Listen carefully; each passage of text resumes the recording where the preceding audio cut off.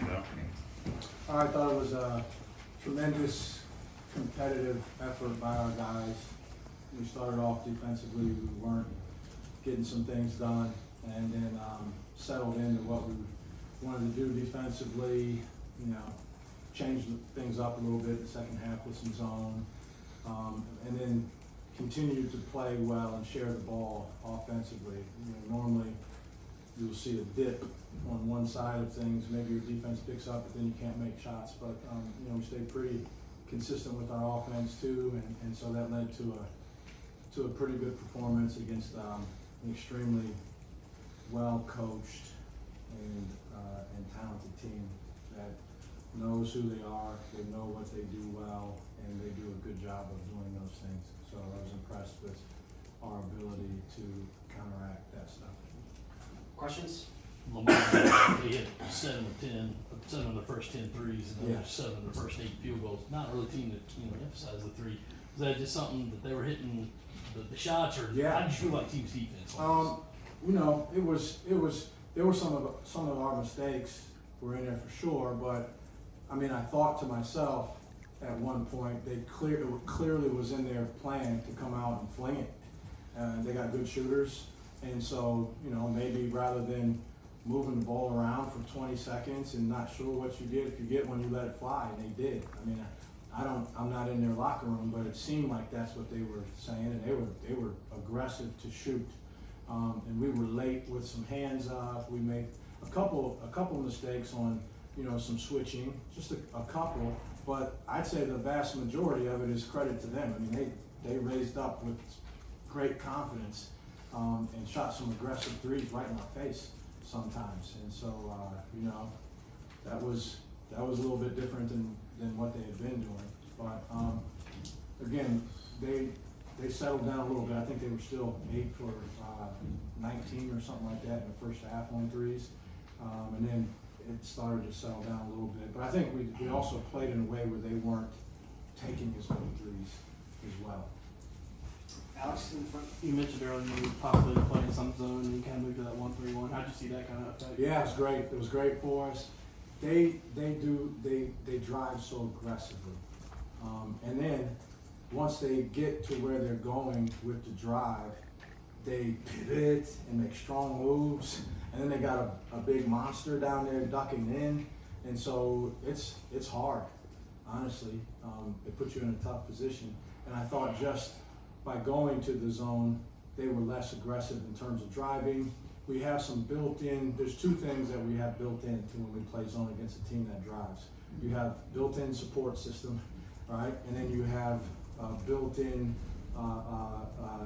like extension of your defense, which makes passing lanes seem not quite as available, just if you have length. You know, Zach does a great job over the top, Colin's great in the middle. You know, Josh did a really good job down there at the bottom of it. And, you know, when we run that lineup, we got pretty good length and size. Twan at 6'4" on one of the wings. So I thought the zone, moving to the zone was impactful. Alan? Josh and Colin both had big scoring days, held Chiwa to I think 5 points. What was your overall sense of your entire team kind of played inside today? Yeah, I thought it was great. We did a much better job in this game. It was part of our game plan. It was part of our game plan last time too, so I don't want to make it sound like I'm some sort of genius, but because Lord knows I'm not. But we did a better job of attacking the ball screen to the roller, and then he had to make some plays. You know, so oftentimes you saw Josh or Colin in particular, or BJ even sometimes at the top of the free throw line area with the ball, and he had to make a play. And those guys did a good job of finding each other. I think we just did a better job even of getting out of the ball screen and finding the rollers. They probably got a couple offensive stickbacks too, but a lot of it just was the fact that we were making good decisions out of the ball screen and finding guys that were available. Madison?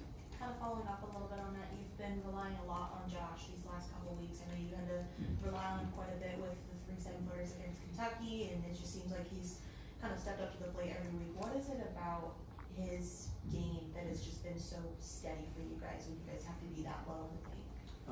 Yeah, Josh has been, I always use that dreaded C word with Josh, consistency. And I just think for young people in general, that's a challenge for probably everybody, but, he's finding a more consistent way about his game. He knows who he is. He knows for the most part what to stick to, what path to follow, where to go, and how to get back on the path if he gets off the track. But Josh is massive. Josh is a good teammate. He plays hard, doesn't say too much. Not a lot of complaints coming out of his mouth. I respect that. But we've done a good job of finding him. He's gotten rebounds for us. He has kind of embraced that being a thing that he can do at a very high level, particularly offensive rebounds. And so, I mean, like I said, he's massive. So when we go against big bodies, it's nice to have him in there. Or even actually when we play against smaller guys, it'll force them to make an adjustment.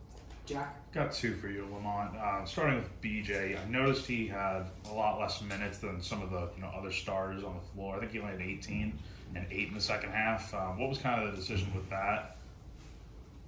Just the way I played longer stretches, as I always do. Yeah. This is not a change in anything that I do. I play longer stretches with the group that's playing the best out there at that particular time.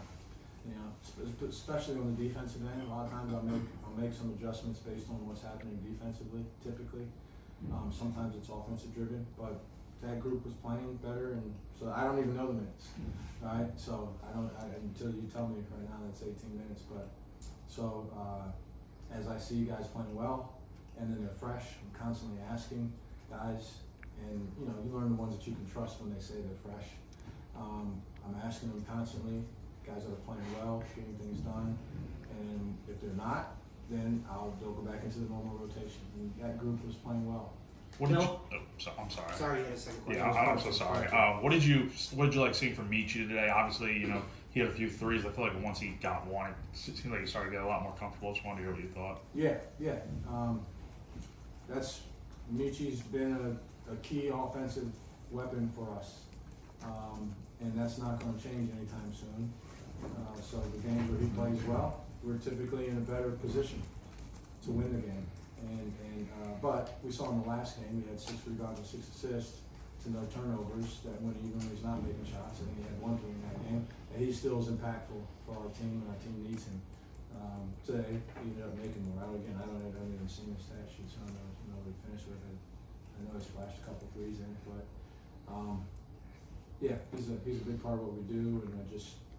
We're so team oriented that it's funny for me to come in and talk about guys individually because our whole group is just so team centric. Phil, and then David. I got two for you. All right. You're, These two parties, man. You gotta remember what they asked me. you're down 10 in the first half, and it looks like they're going to shoot you out of the building with the threes. What'd you say to your guys at that point, and how did you feel about trying to get the game back under control at that stage? Yeah, I mean, you just remind them it's a basketball game. It's 40 minutes. There's a lot of possessions. There's going to be a lot of possessions in the game, so you can't overreact. Which there may have seemed like a little overreaction. I said that at halftime. A couple times we did overreact, but we do need to overreact on things that we can control. Right? Here's a screen. You're supposed to go over it. You went under it. Well, let's overreact to that. So the next time we're going to get another opportunity, you go over the screen. That's just a decision that you make. So that's where our overreaction was. I also acknowledge the fact that they made, you just go out there, their best shooter, our best shooter, Steph Curry maybe not him, he's an extreme, but the best shooter on most college teams, if they just randomly walk onto the court and get 10 wide open threes, 7, I guess. Sometimes they'll make 7. So we didn't want to overreact because they made some shots. Let's press up closer, get a hand up on the guys. They're shooting the ball well. Right? We don't have any fouls. Let's play it closer. If they go by us, we can take a foul up. So I think that just was the message. And you mentioned the unselfishness of this team. I mean, is it going beyond maybe what you expected, the way these guys share the ball and always looking for the next pass, the next open man, based on the assist to basket ratio? Yeah, that's incredible, isn't it? I mean, we have an incredible group. We have an incredible group. I think I put that out there before. I'm going to double down on it again.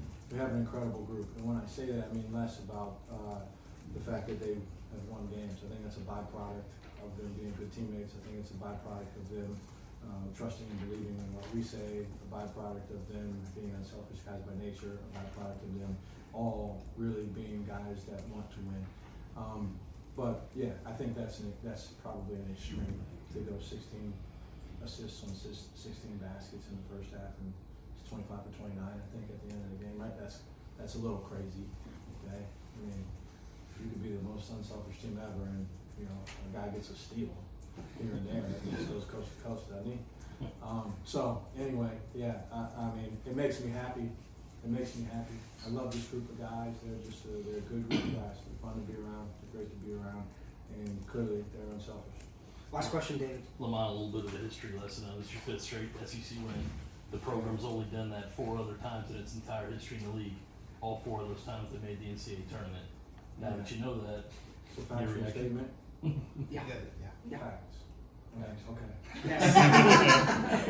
I'm not disputing facts. I'm not in the business of disputing facts. But, you know, we talk about the NCAA tournament. We're halfway through the league. You know, we're halfway through. It's a goal of ours. Each and every single guy. And everybody around us. So, we don't shy away from pretend that it's not something out there that we want to do. It's the most important thing for us, honestly, that we want to do. There's all these other milestones and things that we want to accomplish in terms of developing a program, establishing things. That's my job. These guys, it's about this year only, right? And so they want to play in the NCAA tournament, and I want to play whatever role I can to help them experience that. It's an unbelievable experience for a college guy to play in the NCAA tournament. It's unbelievable. And they'll never, ever forget it. So if I can have a small role in that, then I'm going to do anything I can. But they're driven to try to achieve the goal of playing in the NCAA tournament. Thanks, Coach. Thanks, Lamont. Thanks, Lamont. Safe travel.